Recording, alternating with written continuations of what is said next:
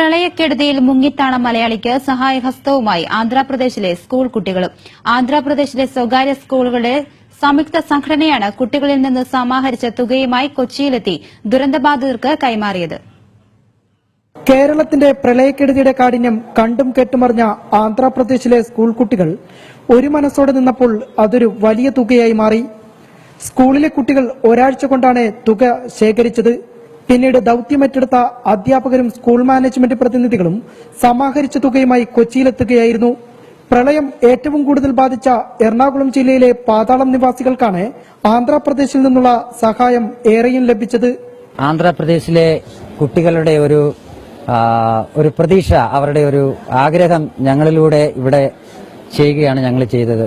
നമ്മളൊരു amount post പ്രകാരം അയക്കുന്നതിനേക്കാൾ ഒരു സാറ്റിസ്ഫാക്ഷനാണ് ആൾക്കാരെ കണ്ട് അവരുടെ വിഷമങ്ങൾ മനസ്സിലാക്കി അവരുടെ കയ്യിലേക്ക് നമ്മളത് കൊടുക്കുമ്പോൾ നമുക്കൊരു ഭയങ്കരമായ ഒരു സാറ്റിസ്ഫാക്ഷൻ ആണ് കിട്ടുന്നത്.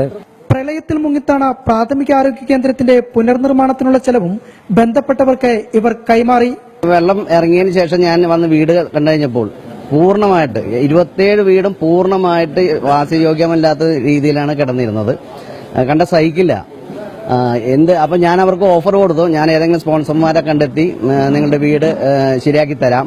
ദുരന്തബാധിത പ്രദേശങ്ങൾ ആന്ധ്രയിൽ നിന്നുള്ള പ്രതിനിധികൾ സന്ദർശിക്കുകയും ചെയ്തു.